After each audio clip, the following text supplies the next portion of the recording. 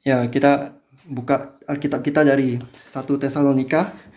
Kita akan kembali melanjutkan studi kita dari 1 Tesalonika pasal yang pertama.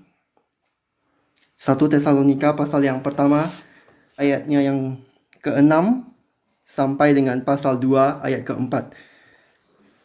Dan kamu telah menjadi penurut kami dan penurut Tuhan dalam penindasan yang berat. Kamu telah menerima firman itu dengan sukacita yang dikerjakan oleh Roh Kudus, sehingga kamu telah menjadi teladan untuk semua orang yang percaya di wilayah Makedonia dan Akhaya. Karena dari antara kamu firman Tuhan bergema bukan hanya di Makedonia dan Akhaya saja, tetapi di semua tempat telah tersiar kabar tentang imanmu kepada Allah, sehingga kami tidak usah mengatakan apa-apa tentang hal itu. Sebab mereka sendiri bercerita tentang kami, bagaimana kamu sambut dan bagaimana kamu berbalik dari berhala kepada Allah untuk melayani Allah yang hidup dan yang benar, dan untuk menantikan kedatangan anaknya dari surga yang telah dibangkitkannya dari antara orang mati, yaitu Yesus yang menyelamatkan kita dari murka yang akan datang. Kamu sendiri pun memang tahu, saudara-saudara, bahwa kedatangan kami di antaramu tidaklah sia-sia. Tetapi sungguh pun kami sebelumnya, seperti kamu tahu, telah dianiaya dan dihina di Filipi. Namun dengan pertolongan Allah kita, kami beroleh keberanian untuk memberitakan Injil Allah kepada kamu dalam perjuangan yang berat. Sebab nasihat kami tidak lahir dari kesesatan atau dari maksud yang tidak murni dan juga tidak disertai tipu daya. Sebaliknya, karena Allah telah menganggap kami layak untuk mempercayakan Injil kepada kami, karena itulah kami berbicara. Karena Allah telah menganggap kami layak untuk mempercayakan Injil kepada kami, karena itulah kami berbicara. Bukan untuk menyukakan manusia, melainkan untuk menyukakan Allah yang menguji hati kita. Bunga akan layu dan rumput akan kering, tetapi firman Tuhan tetap untuk selama-lamanya. Mari kita berdoa sekali lagi.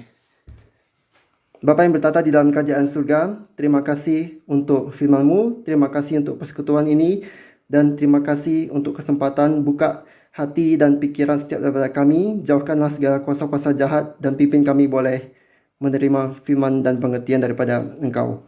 Dalam nama Tuhan Yesus, Tuhan dan Juru Selamat kami yang hidup dan yang tunggal, kami berdoa mengucap syukur dan memohon. Amin. Sebelumnya kita telah bersama-sama belajar bahwa Paulus mengucap syukur kepada Tuhan Allah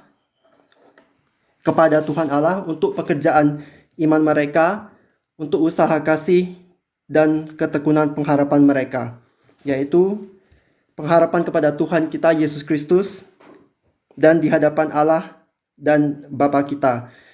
Jadi dari ayat 5 sampai akhir dari pasal 1, kita melihat satu pola yang memang sepatutnya atau selayaknya dilakukan oleh seorang Kristen pada khususnya dan sebuah gereja komunitas Kristen pada umumnya. Jadi pola yang kita lihat dari ayat 5 sampai akhir dari pasal 1 ini, polanya demikian. Yang pertama, firman Tuhan diberitakan. Yang kedua, firman Tuhan diterima. Dan yang ketiga, firman Tuhan dilaksanakan. Firman Tuhan diberitakan, firman Tuhan diterima, firman Tuhan dilaksanakan. Diberitakan, diterima, dilaksanakan. Di dalam kesempatan terakhir kita telah merenungkan ayat 5, yaitu tentang firman Tuhan, khususnya Injil yang diberitakan oleh Paulus dan rekan-rekannya. Bukan hanya dengan kata-kata saja, tetapi dengan kekuatan Roh Kudus. Jadi Allah yang berjasa dan ini diakui oleh Paulus. Jadi Paulus mengaku bukan jasa dia tetapi jasa Roh Kudus. Jadi di ayat 6 kita juga sudah membahas orang-orang percaya di Tesalonika, mereka menerima firman Tuhan walaupun di bawah keadaan ditindas, namun tetap ada sukacita karena karya Roh Kudus. Jadi dari ayat 7 sampai 9 ini kita belajar bahwa jemaat Tesalonika adalah pelaku firman Tuhan. Jadi mereka bukan saja pendengar tetapi juga pelaku. Manusia itu melihat apa yang kita lakukan. Pastor Emeritus Adrian Dileman, dia pernah mengatakan orang Kristen itu hidup di dalam rumah kaca dan orang-orang itu menonton kita. Jadi orang yang belum percaya itu mungkin tidak membaca Alkitab, tapi mereka membaca cara hidup kita. Dan di ayat 10 ini mencatat secara spesifik bagaimana firman Tuhan yang mengandung inti Injil, yaitu kebangkitan Tuhan Yesus Kristus. Jadi pola yang hari ini kita pikirkan yaitu pola diberitakan, firman Tuhan diberitakan, kemudian diterima dan dilaksanakan. Di 1 Tesalonika pasal 2 yang tadi kita baca, kami sendiri pun memang tahu saudara-saudara bahwa kedatangan kami di antaramu tidaklah sia-sia, tetapi sungguh pun kami sebelumnya seperti kamu tahu telah dianiaya dan dihina di Filipi. Namun dengan pertolongan Allah kami memperoleh keberanian untuk memberitakan Injil Allah kepada kamu dalam perjuangan yang berat. Jadi bukan saja menerima, melainkan juga yang memberitakan firman Tuhan itu mengalami penderitaan dan penganiayaan. Karena orang berdosa adalah orang yang melawan Tuhan.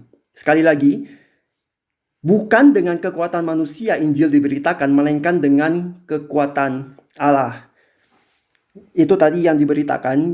Yang diterima ini berkali-kali muncul di 1 Tesalonika. Jadi kedatangan Paulus itu tidak sia-sia karena pesan Injil yang diberitakan itu diterima oleh yang mendengarkan. 1 Tesalonika 2 ayat 13, dan karena itulah kami tidak putus-putusnya mengucap syukur kepada Allah, sebab kamu telah menerima firman Allah yang kami beritakan itu. Bukan sebagai perkataan manusia, tetapi dan memang sungguh-sungguh demikian, yaitu sebagai firman Allah yang bekerja di dalam kamu yang percaya. Kalau menurut Jeffrey Weimar, ini tidaklah sia-sia ini lebih baik diterjemahkan bukan tidak tulus. Karena itu dari kata Yunani kene atau kenos, dan kunjungan Paulus itu mempunyai karakter yang murni. Jadi bukan tidak tulus melainkan mempunyai karakter yang murni. Kalau Richard Davis Phillips ini menulis sebuah pesan yang berintegritas menurut firman Tuhan, motivasi yang dibentuk oleh ketulusan di hadapan Tuhan, dan cara yang dibimbing oleh kasih tidak akan gagal. Jadi pesan yang berintegritas menurut firman Tuhan, motivasi yang dibentuk oleh ketulusan di hadapan Tuhan, dan cara yang dibimbing oleh kasih itu tidak akan gagal. Itu di bagian diterima. Diberitakan, diterima, dan yang ketiga dijalankan. Jadi ini ada dua sisi ya. Yang menyampaikan itu juga harus melaksanakan, serta yang menerima. Jadi baik yang menyampaikan firman Tuhan harus menjadi pelaku firman Tuhan, yang menerima firman Tuhan juga harus menjadi pelaku firman Tuhan. Cara hidup pengkhotbah itu menentukan kredibilitas pesan khotbah. Jadi relasi pengkhotbah dan yang mendengar khotbah itu harus ada. Karakter pengkhotbah itu meneguhkan kualitas pesan yang dikhotbahkan. Ini kita baca di 1 Tesalonika juga, yaitu lebih tepatnya di pasal 2 dari ayat 7. Tetapi kami berlaku ramah di antara kamu, sama seperti seorang ibu mengasuh dan merawati anaknya. Jadi antara Paulus dan rekan-rekan dan jemaat Tesalonika ada relasi. Demikianlah kami, ayat 8, dalam kasih sayang yang besar akan kamu, bukan saja rela membagi Injil Allah dengan kamu, tetapi juga hidup kami sendiri. Jadi Paulus dan rekan-rekan juga bukan hanya bicara, tapi mereka juga membagi hidup kami sendiri dengan kamu, karena kamu telah kami kasihi. Ayat 9, sebab kamu masih ingat saudara-saudara akan usaha dan jerih lelah kami, sementara kami bekerja siang malam, supaya jangan menjadi beban bagi siapapun juga di antara kamu, kami memberitakan Injil Allah kepada kamu. Ayat 10, kamu adalah saksi, demikian juga Allah, betapa saleh, adil, dan tak bercacatnya kami berlaku di antara kamu yang percaya. Tentu saja mereka adalah saksi karena ada relasi kan. Makanya antara yang berkhotbah dan yang mengkhotbah itu harus ada relasi sehingga yang mendengar pesan bisa menyaksikan betapa saleh, betapa adil, dan tak bercacatnya daripada orang yang menyampaikan pesan. Lanjut lagi ayat 11. Kamu tahu betapa kami seperti bapa terhadap anak-anaknya telah menasihati kamu dan menguatkan hatimu seorang demi seorang. Kita berhenti di sini. Kamu tahu betapa kami seperti bapa terhadap anak-anaknya. Yang tadi sebelumnya seperti ibu mengasuh dan merawati anak. Yang di ayat 11 ini seperti bapa terhadap anak-anaknya. Telah menasihati kamu dan menguatkan hatimu seorang demi seorang. Profesor John Street, dia mengatakan bahwa tugas seorang pastor itu bukan hanya berkhotbah tetapi juga memberikan counseling. Dia mengatakan, jangan menyebut dirimu seorang pastor jika kamu tidak bersedia memberikan counseling. Profesor Street ini juga mengatakan bahwa biblical counseling itu bukan sesuatu pelayanan yang bisa ada atau bisa tidak. Bukan opsional, bukan fakultatif, bukan yang kita boleh pilih ada atau nggak mau ada gitu. Counseling itu harus ada.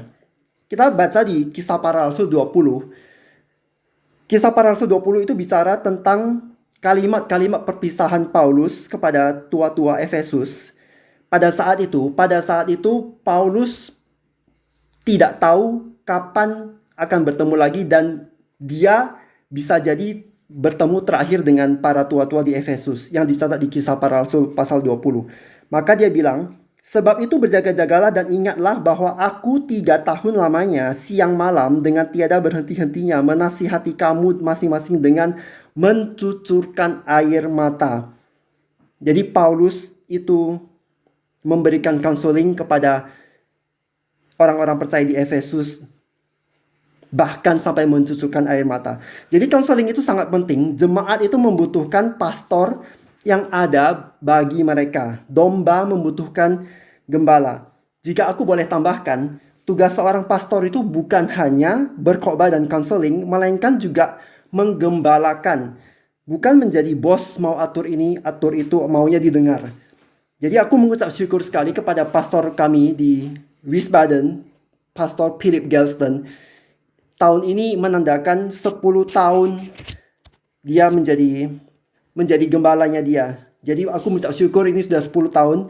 Ini Pastor Philip Gelston. Ini bukan tanpa air mata ya. Tentu saja di mana ada pelayanan, di situ ada air mata. Jadi Pastor Philip Gelston dia menjadi gembala dan aku sangat mengucap syukur karena ini bukan hal yang otomatis ya. Kalau kalian lihat catatan di Amerika yang namanya pendeta di satu jemaat itu rata-rata cuma 3 sampai 5 tahun.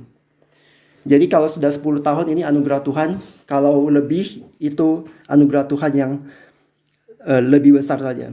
Kita lanjut lagi dari tadi 1 Tesalonika 2 ayat 12. Dan meminta dengan sangat supaya kamu hidup sesuai dengan kehendak Allah yang memanggil kamu ke dalam kerajaan dan kemuliaannya. Jadi setelah Paulus menyampaikan firman atau Injil dan setelah diterima, sekarang dia meminta supaya jemaat di Tesalonika juga menjadi pelaku firman. Itu bisa kita lihat di sini. Dan karena itulah kami tidak putus-putusnya mengucap syukur kepada Allah, sebab kamu telah menerima firman Allah yang kami beritakan itu. Dan di ayat 14, kamu telah menjadi penurut jemaat-jemaat Allah di Yudea, jemaat-jemaat di dalam Kristus Yesus, karena kamu juga telah menderita dari teman-teman sebangsamu dan segala sesuatu yang mereka derita dari orang-orang Yahudi. Sekali lagi, ayat-ayat yang barusan kita baca ini menyatakan 2 aspek. Yang pertama, setelah menerima firman, kita harus menjalankan firman. Yang kedua, pentingnya relasi antara pengkhotbah dan yang mendengar khotbah. Karakter pengkhotbah menentukan kualitas pesan yang dikhotbahkan. Sekarang kita masuk ke ayat 7 hari ini. Orang Kristen itu harus rajin, harus hidup bertanggung jawab, dan menjadi contoh dalam hal berkarya. Misalnya di dalam ilmu pengetahuan modern, itu banyak orang-orang Kristen, misalnya Nikolaus Kopernikus, itu Johannes Kepler, Galileo Galilei, Isaac Newton. Jadi maksudnya kita harus berkarya sehingga iman kita itu bisa didengar. Nah, di sini di ayat 7 dicatat, kamu telah menjadi teladan untuk semua orang yang percaya di wilayah Makedonia dan Akhaya. Makedonia itu utara dan Akhaya itu selatan. Dua bagian ini adalah bagian provinsi Romawi yang jika digabungkan itu namanya Yunani. Ayat 8, Injil datang tidak hanya dalam kata-kata, melainkan di dalam kuasa. Jadi Injil yang sejati dapat dilihat di dalam gereja yang sejati. Memang manusia tidak ada yang sempurna ya, walaupun jika ada seorang Kristen bisa salah atau lemah di satu bidang, tapi dia bisa bersumbangsih di dalam bidang yang lain. Di ayat 9, di sini ditulis, balik dari berhala. Sebab mereka sendiri bercerita tentang kami, bagaimana kamu sambut dan bagaimana kamu berbalik dari berhala-berhala. Kenapa berhala ini penting? Jeffrey Weima, sekali lagi dia mencatat itu ada lebih dari 25 berhala yang disembah di Tesalonika. Jadi ketika seseorang bertobat pada zaman itu dan di kota itu, ketika dia bertobat, berbalik kepada Allah yang sejati, itu berarti dia mengambil resiko baik secara politik maupun secara ekonomi. Karena berarti mereka menolak itu imperial cult atau penyembahan kaisar. Mereka menyembah hanya Tuhan Allah yang sejati, yaitu Tuhan Allah yang dinyatakan di Alkitab, yaitu Allah Bapa, yaitu yang mengutus Yesus Kristus. Dan kalau orang-orang pada abad pertama menolak menyembah kaisar, itu mereka sangat beresiko mendapat penganiayaan, penindasan, diskriminasi baik secara politik, ekonomi, secara masyarakat. Ayat 9 ini memberi indikasi bahwa orang-orang Kristen di Tesalonika mayoritas itu bertobat dari sebelumnya tidak ada agama dibandingkan orang-orang yang bertobat dari Yudaisme. Maksudnya apa? Maksudnya Yudaisme atau orang yang perjanjian lama itu itu sangat kecil kemungkinan mereka mau menyembah berhala dalam arti yang eksplisit, yang terbuka. Karena memang Alkitab menyatakan tidak boleh ada Allah lain. Dan memang kita tahu jemaat di Tesalonika itu kebanyakan adalah orang Gentiles. Maksudnya orang-orang bukan orang Yahudi yang bertobat menjadi orang Kristen. Itu lebih banyak dibandingkan dari orang-orang Yahudi yang bertobat jadi orang Kristen. Dan di sini kata Yunani yang dipakai di sini yang untuk melayani ini adalah kata douleo atau doulos, itu melayani sebagai budak. Jadi dulunya kita adalah budak dosa, budak berhala, tapi sekarang oleh karena Kristus kita adalah budak Allah yang sejati. Nah, salah satu bentuk berhala itu kan zaman Tesalonika. Tapi bagaimana dengan zaman kita? Salah satu bentuk berhala sekarang ini yang paling umum adalah menyembah uang dan semua yang dapat dibeli dengan uang. Waktu awal-awal COVID itu ada menteri di Hessen yang bunuh diri. Dia tidak lagi melihat harapan pada saat itu. Apakah betul ini penting? Alasannya kita dapat baca di internet kenapa Menteri Hessen itu bunuh diri. Tetapi kalau disimpulkan, itu dia tidak melihat adanya harapan di dalam hal finansial dan juga hal-hal lainnya tentu saja. Tetapi yang mau di sini dibilang itu berhala itu bukan dalam bentuk patung yang kita sembah zaman sekarang. Ini kepala daripada R&D Hyundai Motor, Albert Bierman udah mulai pensiun.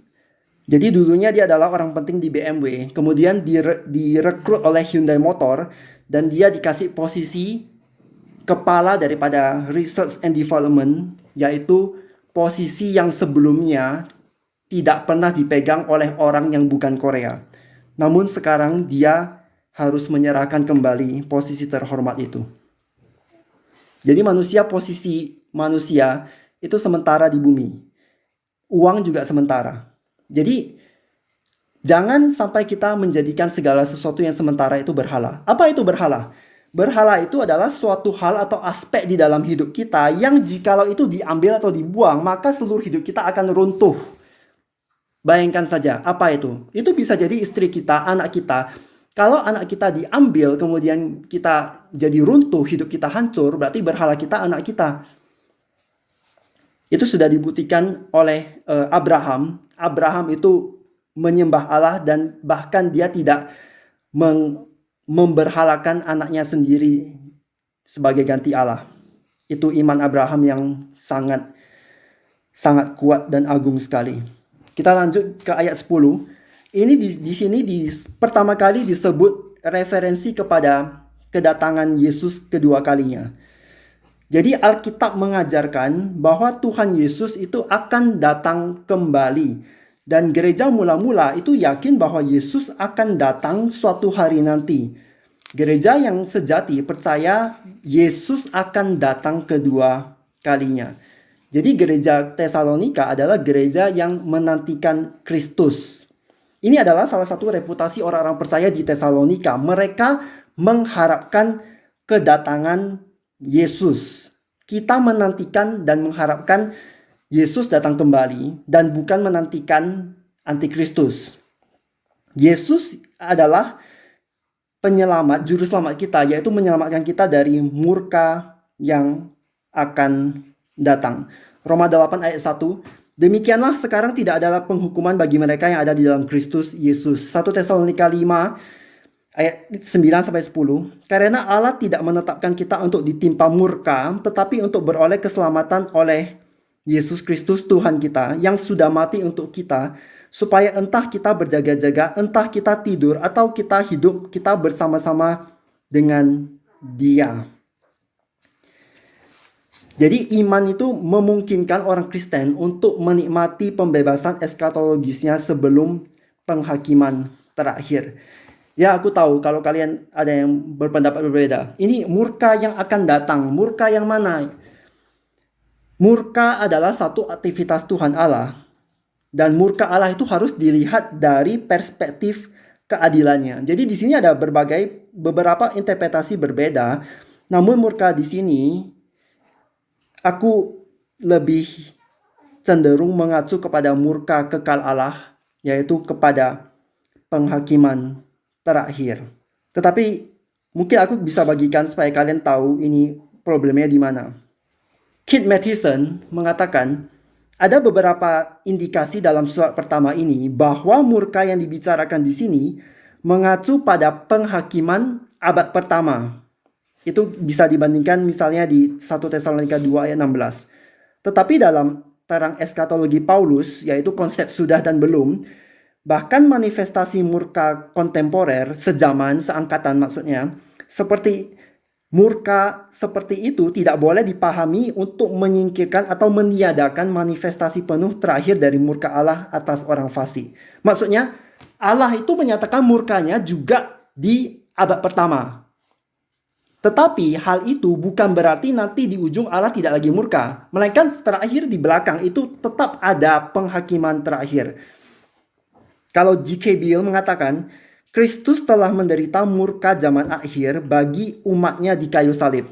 Sehingga pada akhir terakhir sejarah, ia akan kembali untuk membebaskan mereka dari penderitaan bersama dengan umat manusia yang tidak percaya. Jadi orang yang tidak percaya dibangkitkan untuk dihakimi. Orang yang percaya juga dihakimi, tetapi mereka itu diperhitungkan kebenaran Kristus. Jadi maksudnya, kalau kita percaya Kristus sekarang, kita bebas Bukan karena diri kita sendiri, tetapi kita dibebaskan karena Kristus. Jeffrey Weima mengatakan, walaupun murka Allah adalah kenyataan atau realitas saat ini bagi mereka yang hidup dalam dosa, murka itu menunggu penyempurnaannya di masa depan, sama seperti keselamatan nyata sekarang ini, tetapi belum sepenuhnya dialami sampai hari terakhir. Jadi Jeffrey Weima paling fair. Dia bilang, kamu sudah diselamatkan, kita sudah diselamatkan, betul kan kita sudah diselamatkan, tetapi kita masih perlu menunggu sampai nanti baru itu konsumasi atau penyelesaiannya, penyempurnaannya baru selesai genap seluruhnya, betul kan? Demikian juga dengan murka. Kita lihat Allah menghukum, menghakimi, ada murka Allah dinyatakan di dalam sejarah pada saat ini, realita, tetapi nanti terakhir itu, nanti akan ada penghakiman terakhir yang betul-betul final, dan itulah keadilan Allah dinyatakan dengan sempurna dan sejarah dunia pun selesai di situ. Itulah maksudnya. Kita akan bicara lagi tentang kedatangan Yesus kedua kalinya. Nggak usah takut. Karena memang surat 1 Tesalonika dan 2 Tesalonika ini bicara tentang kedatangan Yesus kedua kali dan juga penghakiman. Jadi di dalam setiap pasal itu, di dalam akhir setiap pasal akan ada. Jadi untuk pasal 1 demikian dulu. Kalau yang penasaran, ikut lagi nanti terus. Kita akan sampai ke pasal 2, pasal 3, 4, 5. Dan di situ lebih jelas. Sekarang kita masuk ke bagian 2 tadi. Tetapi sungguh pun kami sebelumnya telah dianiaya dan dihina di Filipi, namun dengan pertolongan Allah kita, kami beroleh keberanian untuk memberitakan Injil Allah kepada kamu dalam perjuangan yang berat. Jadi orang biasa, maksudnya orang biasa, kita ngomong yang secara lazim, orang biasa itu tidak membiarkan dirinya dianiaya lebih lanjut begitu saja. Maksudnya begini, kalau orang biasa, ini bukan orang Kristen, siapa yang akan membiarkan dirinya ditindas, dianiaya begitu saja? Kan pasti melawan. Penganiayaan dan penderitaan serta perlawanan akan membuka kedok motivasi palsu. Contohnya aku bukan orang Kristen. Aku hanya pura-pura Kristen supaya aku bisa dapat teman atau bisa dapat pacar di gereja. Kemudian datang penganiayaan, tiba-tiba gereja itu diserang. Terus ada orang yang menyerang gereja. Kamu menyangkal Yesus atau kamu aku tembak gitu kan. Kalau aku bukan orang Kristen beneran, ya aku sangkal saja. Untuk apa kepalaku ditembak untuk sesuatu yang aku pura-pura gitu kan. Jadi penganiayaan dan penderitaan itu akan melunturkan topeng motivasi palsu. Bagaimana dengan orang Kristen sejati? Filipi 1 ayat 29 dan 30. Sebab kepada kamu dikaruniakan bukan saja untuk percaya kepada Kristus, melainkan juga untuk menderita untuk Dia, dalam pergumulan yang sama seperti yang dahulu kamu lihat padaku dan yang sekarang kamu dengar tentang aku. Jadi boleh menderita bagi Kristus itu juga satu karunia. Di sini Paulus mencatat tentang yang dia alami. Kita dapat baca di Kisah Para Rasul 16. Itu ayat 19 sampai 40 buat kita nanti baca. Itu di situ dicatat dengan detail apa yang terjadi di Filipi. Paulus dan Silas ditangkap karena mereka dituduh mereka mengganggu kedamaian dan menyebarkan kebiasaan melawan hukum. Mereka diserang oleh orang-orang banyak, mereka dipukul, mereka dipenjarakan. Bahkan hari ini itu banyak hamba Tuhan yang setia tuh juga bisa mendapat hinaan dari jemaat sendiri. Banyak anggota gereja hari ini itu punya ekspektasi berlebihan, menuntut berlebihan yang tidak masuk akal. Namun demikian, kita sebagai jemaat yang baik jangan menuntut berlebihan. Di sini ditulis, namun dengan pertolongan Allah kita, masih di ayat 2. Jadi dengan pertolongan Allah ini jelas sekali memberi kesaksian bahwa Allah itu berperan dan kita jangan melupakan Allah karena Allah itu menyertai kita ketika kita mengabarkan firman-Nya. Sekali lagi, dengan pertolongan Allah itu berarti Allah itu berperan dan kita jangan melupakan bahwa Allah menyertai kita ketika kita mengabarkan, memberitakan firman-Nya. Jadi Allah adalah sumber keberanian orang percaya yang mengabarkan Injil. Keberanian ini adalah salah satu sifat yang harus dimiliki oleh seorang pemimpin rohani.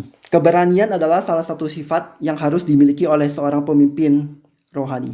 Pemimpin rohani juga harus rajin berdoa, sama seperti yang Paulus juga dan rekan-rekan juga lakukan. Harus rajin mengkhotbahkan Injil Tuhan dan harus hidup kudus. Jadi ketika seorang hamba Tuhan hidup kudus, itu jemaatnya itu bisa menyaksikannya. Keberanian adalah salah satu sifat yang harus dimiliki oleh seorang pemimpin rohani. Ada 2 keluarga misionaris yang diutus oleh Grace Community Church. Mereka di Ukraina, dan di Ukraina itu mereka ada gereja. Setelah diutus jadi misionaris, mereka mendirikan gereja, ada jemaat, dan beberapa waktu lalu itu pemerintah Amerika mengatakan kepada 2 keluarga misionaris ini, pemerintah Amerika bilang, kami tidak lagi bisa menjamin keselamatan kalian dan kami tidak bisa melindungi kalian, maka kalian sebaiknya pulang ke Amerika. Namun 2 keluarga misionaris ini memutuskan untuk tetap tinggal di Ukraina karena gereja mereka atau jemaat mereka itu memerlukan mereka. Domba memerlukan gembalanya. Jadi gedung gereja mereka itu dipakai sebagai tempat orang-orang berlindung. Bahkan ada orang-orang yang belum percaya masuk ke gereja mereka, minta perlindungan, minta tempat berlindung, dan mereka mendengarkan berita Injil. Jadi kita puji Tuhan untuk hamba-hambanya yang setia dan yang sejati seperti ini. Sama seperti Paulus bilang di sini, 1 Tesalonika pasal 2, tetapi kami berlaku ramah di antara kamu, sama seperti seorang ibu mengasuh dan merawati anaknya. Ayat 11, sama seperti bapa terhadap anak-anaknya, telah menasihati kamu dan menguatkan hatimu seorang demi seorang. Inilah pemimpin gereja atau pastor yang sejati, pastor yang baik, pendeta yang baik, yang ada untuk jemaatnya. Dia seperti seorang ibu mengasuh dan merawati anaknya, seperti seorang bapa menasehati dan menguatkan hati seorang demi seorang.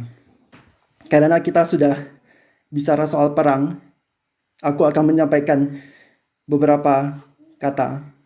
Sebelumnya ini tidak ada di plan, ini nggak ada di kertas, tapi hatiku begitu terdesak. Banyak orang yang pergi cari psikolog, banyak orang yang kena depresi, stres. Mereka bilang ini corona nggak selesai-selesai, resesi, inflasi, ini stres semua. Kemudian sekarang perang. Apakah bentar lagi akan perang dunia? Sekali lagi aku bukan mau menyampaikan berita yang kalian baca di koran atau debat politik. Silakan kalian kita lakukan di tempat lain. Tapi aku cuma mau menyampaikan apa yang Alkitab katakan. Secara umum itu ada 3 alasan dari pandangan Kristen kenapa terjadi perang. Jadi orang-orang begitu banyak pertanyaan kan, mengapa terjadi perang? Apakah ini tanda dunia kiamat? Apakah Kristus akan datang kedua kali? Dan yang ketiga, apakah kita perlu takut? 3 pertanyaan ini aku akan bagikan ke kalian jawabannya. Yang pertama, kenapa terjadi perang? Secara umum ada 3 alasan. Yang alasan pertama itu karena ini adalah manifestasi keberdosaan manusia. Manusia itu berdosa, manusia itu angkuh, sombong, ingin ini, ingin itu, ingin semua, nggak pernah puas. Mau dihormati, mau dihargai, mau ditakuti. Yang kedua, itu tadi alasan yang pertama itu kita baca juga di Yakobus ayat 4, 1-2. Ayo, siapa yang pimpin Yakobus ayat 4 hari itu silakan. Jadi di Yakobus 4 ayat 1-2 di situ bicara kenapa orang berantem. Itu alasannya di situ. Kenapa? Karena mereka ingin ini, ingin itu, nggak dapat, akhirnya berantem, akhirnya perang. Terus alasan yang kedua, kenapa ada terjadi perang, itu karena mau melindungi. Jadi ketika negosiasi sudah diusahakan tetapi gagal, dan semua usaha gagal, maka cara terakhir itu adalah perang. Kita harus melindungi. Perang untuk melindungi. Yang ketiga, ini adalah penghakiman Allah. Perang itu adalah salah satu instrumen Allah menyatakan murkanya, yaitu murka Allah atas dosa manusia. Tetapi itu tiga yang lazimnya. Tetapi aku katakan kepada kalian, ini satu kalimat yang sudah aku katakan ketika corona di awal 2 tahun lalu. Ingat nggak? Akar dari semua ini itu cuma satu, dosa. Alasan yang pertama tadi apa? Manusia sombong, ingin ini, ingin itu, ingin dihormati. Manusia merasa diri sendiri itu Allah. Itu semua karena manusia sudah jatuh dalam dosa. Masalah dosa. Alasan yang kedua, melindungi. Kenapa perlu perlindungan? Karena memang ada dosa. Manusia harus dilindungi dari kuasa iblis, kedagingan sendiri, dunia. Itu semua karena dosa, makanya ada kejahatan. Yang ketiga, penghakiman Allah. Kenapa Allah harus menghakimi? Karena dosa itu upahnya adalah maut. Sama dengan corona. Apakah itu gara-gara corona manusia mati? Enggak. Karena manusia berdosa makanya manusia mati. Tidak ada satu orang manusia pun yang mati gara-gara corona yang tidak berdosa. Tidak ada satu tentara pun ataupun orang sipil pun yang mati di Ukraina yang tidak berdosa. Jadi balik lagi ke Alkitab. Buka Alkitab. Alkitab bilang apa? Kenapa harus mendengarkan CNN, BBC? Kenapa harus mendengarkan internet berita? Tiap hari 20 kali baca berita. Itu hanya menyebabkan kita makin lama makin khawatir. Aku bicara dengan keluarga, bicara dengan orang di kantor. Semua isinya takut perang, takut perang. Ayo.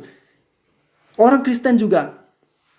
Jadi pertanyaan pertama, mengapa terjadi perang? Singkat cerita, dosa. Pertanyaan kedua, apakah ini tanda Yesus akan datang kedua kali? Setelah corona muncul 2 tahun lalu, itu ada teolog liberal mengatakan ini kiamat bentar lagi. Nah, sekarang datang perang.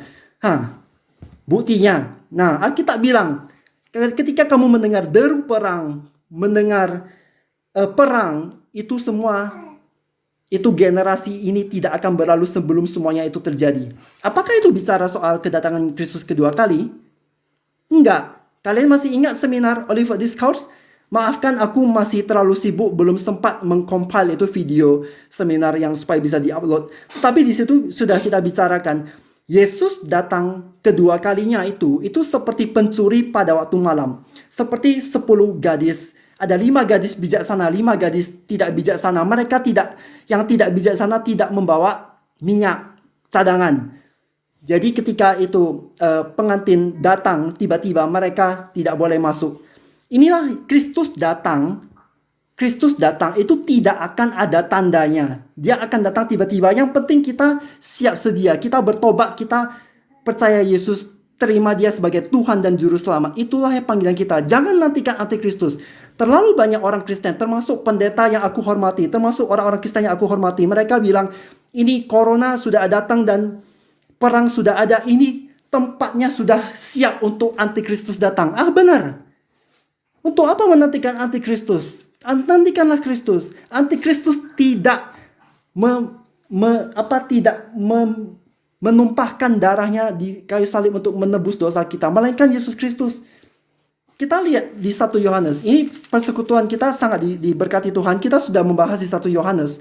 Yohanes sendiri bilang, mana kita buka Yohanes. Di 1 Yohanes ayat 2. 1 Yohanes pasal 2. Anak-anakku, waktu ini adalah waktu yang terakhir dan seperti yang telah kamu dengar, seorang antikristus akan datang. Sekarang telah bangkit banyak antikristus. Sudah datang. Gak percaya? Langsung di ayat 4. Pasal 4 ayat 3. Dan setiap roh yang tidak mengaku Yesus tidak berasal dari Allah. Roh itu adalah roh antikristus dan tentang dia telah kamu dengar bahwa ia akan datang. Dan sekarang ini ia sudah ada dalam dunia. Mau apa lagi coba? Antikristus itu sudah datang. Antikristus itu bukan seorang pemimpin dunia yang akan datang di masa depan yang akan bikin ini, bikin itu. Gak usah menantikan antikristus. Jadi sekali lagi, apakah tanda Yesus datang kedua kali? Bukan. Yesus datang kedua kali, tidak ada tandanya. Yesus datang kedua kali akan datang tiba-tiba.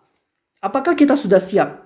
Apakah kita sudah siap? Kalau belum, bertobatlah. Terima Yesus sebagai Tuhan dan Juru Selamat. Pastor Adrian Dileman, sekali lagi, Adrian Dileman ini sudah pensiun. Jadi sekarang aku tidak bisa lagi mendengarkan khotbahnya. Kalian juga tidak bisa. Itu websitenya dengan seluruh catatan khotbahnya sudah hilang.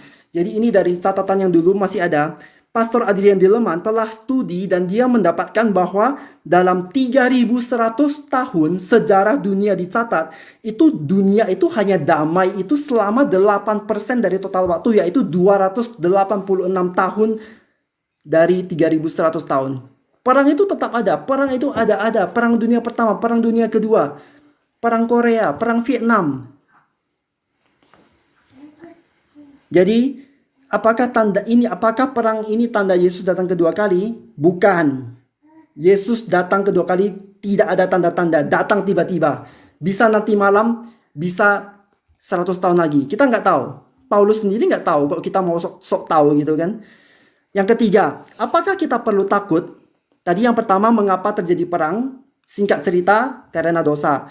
Apakah tanda Yesus datang kedua kali? Bukan. Dan yang ketiga, apakah kita perlu takut? Jawabannya, ya, kita perlu takut. Tetapi takutnya itu takut kepada Tuhan, bukan takut kepada pemerintah XYZ. Gak usah takut.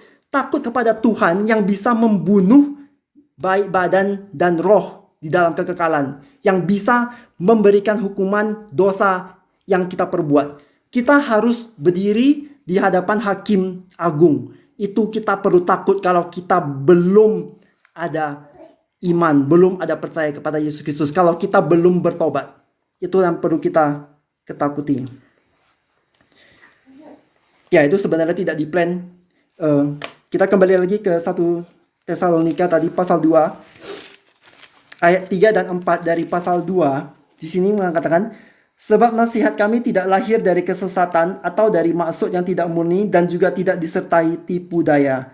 Sebaliknya, karena Allah telah menganggap kami layak untuk mempercayakan Injil kepada kami, karena itulah kami berbicara, bukan untuk menyukakan manusia, melainkan untuk menyukakan Allah yang menguji hati kita. Jadi ayat 3 dan 4 ini bicara motivasi yang murni, dan Paulus itu tidak bermaksud untuk menyesatkan jemaat Tesalonika demi keuntungan diri sendiri.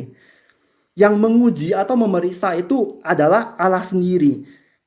Nah, Allah itu tidak mempercayakan Injilnya kepada siapa saja, tetapi kepada orang-orang yang telah Allah periksa. Jadi, telah diperiksa oleh Allah itu berarti murni dan tulus. Kita baca di 2 Korintus 4. 2 Korintus 4 ayat 1 sampai 2. Boleh minta tolong Afek bacakan. 2 Korintus 4 ayat 1 dan 2. 2 Korintus 4, 1 dan 2. Oleh kemurahan Allah kami telah menerima pelayanan ini, karena itu kami tidak tawar hati. Tetapi kami menolak segala perbuatan tersembunyi yang memalukan. Kami tidak berlaku licik dan tidak memalsukan firman Allah. Sebaliknya, kami menyatakan kebenaran, dan dengan demikian kami menyerahkan diri kami untuk dipertimbangkan oleh semua orang di hadapan Allah. Jadi di sini di 2 Korintus 4 ini Paulus jelas sekali menyatakan karena kemurahan Allah mereka menerima pelayanan itu. Dan mereka tidak memalsukan firman Allah. Jadi ini sejalan dengan 1 Tesalonika 2 ayat 4 ini, di mana dikatakan Allah mempercayakan Injil kepada kami, karena itulah kami berbicara. Jadi yang disampaikan adalah sungguh-sungguh firman Allah. Sekali lagi, ini yang aku sampaikan kepada kalian firman Tuhan, ini aku menyampaikan bukan karena aku butuh bicara, tetapi memang firman Tuhan ini butuh dibicarakan. Itu bedanya. Jadi Paulus ini menyampaikan ini bukan untuk menyenangkan hati manusia, karena hamba Tuhan yang sejati itu tidak terlalu memikirkan pujian baik dari jemaat ataupun celaan, karena memang fokusnya adalah menyenangkan Tuhan Allah. Nah, di perjanjian lama itu sering dikatakan bahwa Allah menyelidiki dan menguji hati manusia. Karena memang manusia tidak bisa melihat atau tidak bisa menguji isi hati manusia yang lain. Itu hukum Sproul mengatakan never judge others' motive. Jangan pernah menghakimi motivasi orang lain karena kita tidak bisa melihat isi hati orang lain. Ian Murray menulis, Allah itu tidak memberikan kepada manusia kuasa yang tidak dapat salah di dalam hal membedakan antara orang Kristen yang sejati dan orang Kristen yang hanya secara nama saja. Itu kita tidak mendapat kuasa itu. Kita nggak bisa membedakan. Kita nggak bisa melihat isi hati manusia orang lain. Tapi walaupun kita di bumi ini tidak bisa tahu 100% siapa yang diselamatkan atau tidak, kita tetap harus menjadi pelaku firman Tuhan dan tetap mengabarkan firman Tuhan. Inilah pesan yang kita bahas hari ini. Yaitu kita secara individu, setelah kita mendengar firman, kita menerima, kita melakukan dan memberitakannya lagi. Secara gereja juga demikian, kita mempunyai tugas memberitakan firman Tuhan. Jadi bukan dongeng atau orang-orang atau menjadi tempat hiburan, enggak. Orang yang datang persekutuan Kristen Alkitabnya sejati ini di mana Alkitab diberitakan itu supaya mendengarkan firman Tuhan yang sejati. Dan juga kita harus menjalankan dengan motivasi yang murni. Jadi sekali lagi sebagai penutup, di awal seri perenungan Tesalonika ini kita mau menjawab pertanyaan, siapakah saya dan kemanakah saya pergi? Siapakah saya? Jawabannya adalah kita adalah orang yang dikasihi Tuhan. Kita boleh menerima anugerah Tuhan, boleh mendengar, menerima, menjalankan firman Tuhan. Dan kemanakah saya pergi? Kemanakah saya pergi?